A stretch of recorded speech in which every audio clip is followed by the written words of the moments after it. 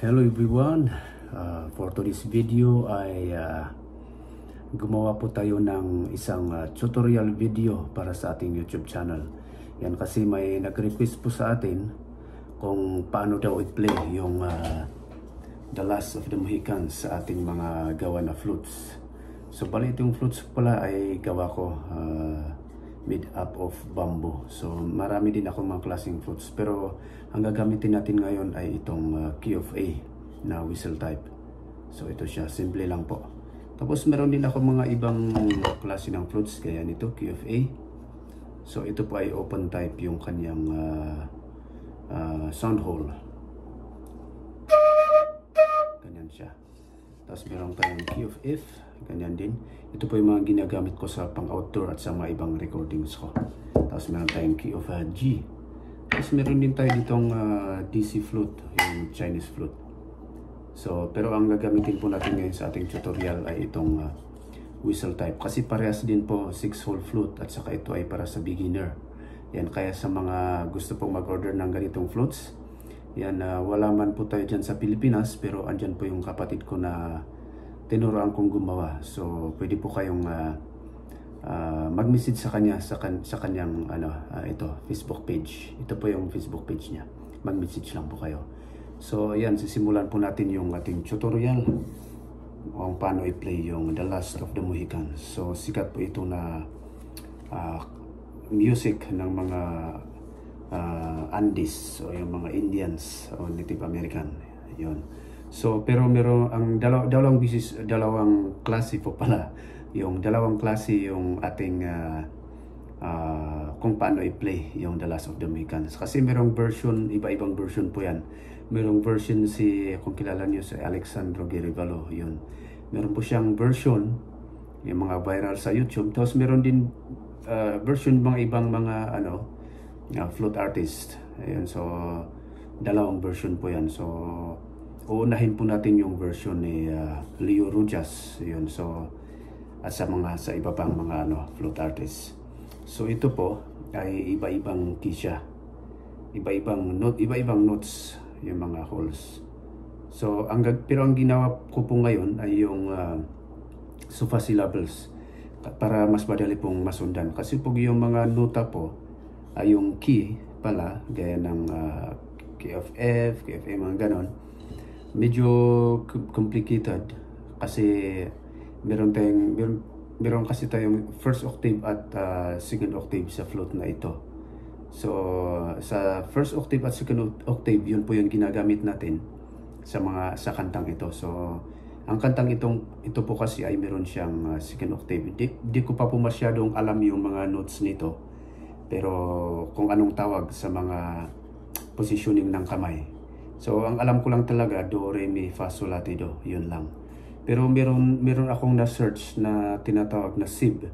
At yung SIB kasi ginagamit din yun dito sa kantang ito. So hindi ko alam kung tama yung version doon o yung tawag doon. So ito i-demonstrate ko na lang po kung paano. Parang ganito. Do, re, mi, fa, sol, la, ti, do.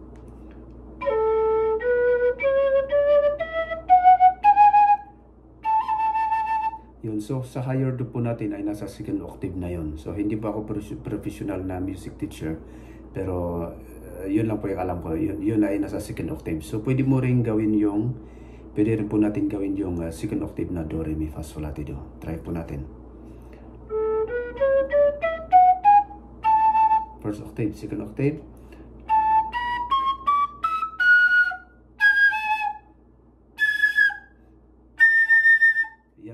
Second octave. So kailangan ang pag-blow po natin ng flutes na ito ay yung pag sa second octave mas malakas na yung hangin nating binubuga. Pag sa naman low notes o yung sa first octave ay mahina lang yung ating pag-blow. So ganyan po yung tutorial natin. So ang ginawa ko, sinulatan ko po siya para ma-memorize ko siya. So bali ito po yung do. Pag tinakpan mo lahat yan, do, re, mi, fa, sol, la, ti. Balik ka doon, do o ganito. Pwedeng ganun yan din yung do. Parehas lang po ang tunog.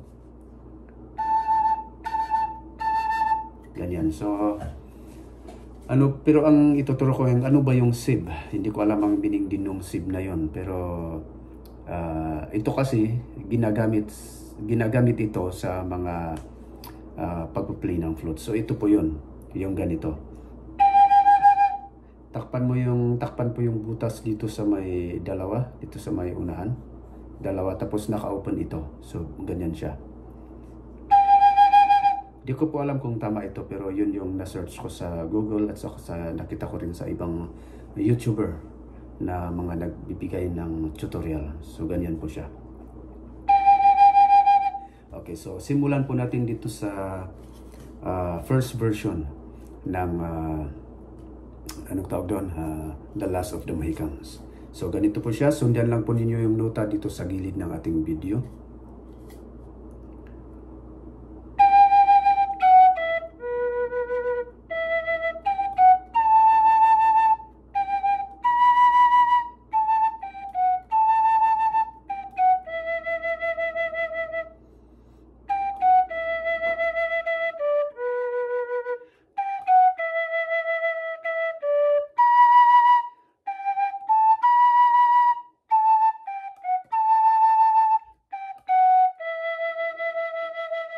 So yan po yung first version.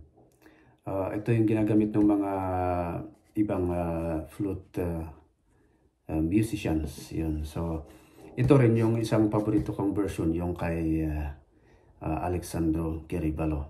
So ito yung second version niya. Mag-start din, di ba yung isa, nag-start tayo sa SIB. Ganun. Pero ngayon po mag-start tayo sa second version, mag-start tayo sa Fa na note. Yan. Ganyan po siya.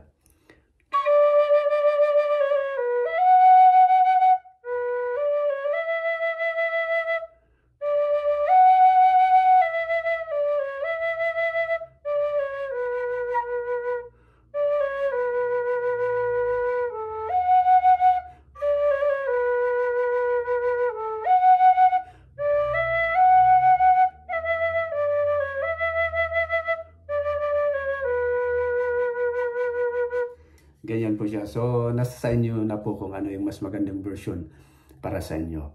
Pero ito po, pwede mong i-play sa kahit anong klase ng flute. Basta sundin lang po natin yung sofa syllables. So, ilalagay ko po dito sa gilid ng ating video yung itong mga nota. So, bali, gagamit po kayo dito. Pag high notes na yon, gagamit po tayo dito ng second octave. Yun. Okay, so thank you so much for watching. At i-demonstrate ko rin po dito sa isa kong flute na lang para matignan po ninyo yung difference ng whistle type at open type. So ganyan po. Demonstrate natin yung version ni Alexandro Quiribalo.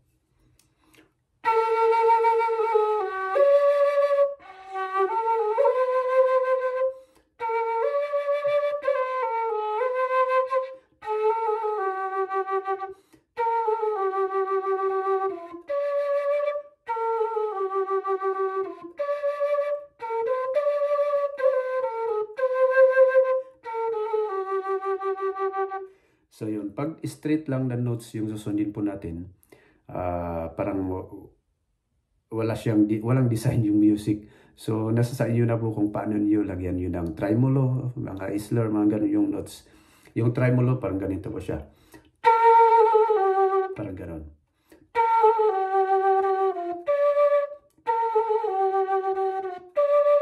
Yun, pero pag straight na notes lang, tig isang nota.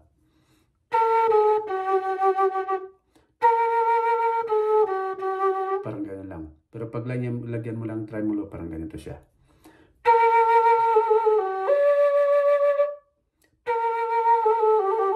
Parang gano'n.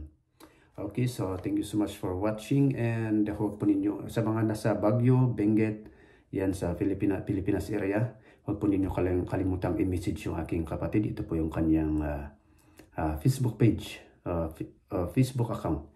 Yan, so message lang po ninyo siya sa mga interesadong bumili ng ganitong klaseng flutes. Okay, bye-bye and maraming salamat po pala. Shoutout sa lahat ng ating bagong followers dito sa aking Facebook page, Elmo Junior Inso page. At saka sa ating YouTube channel, yung Igorot Flute Man Official. Thank you so much po sa ating mga subscribers sa YouTube. Okay, bye-bye.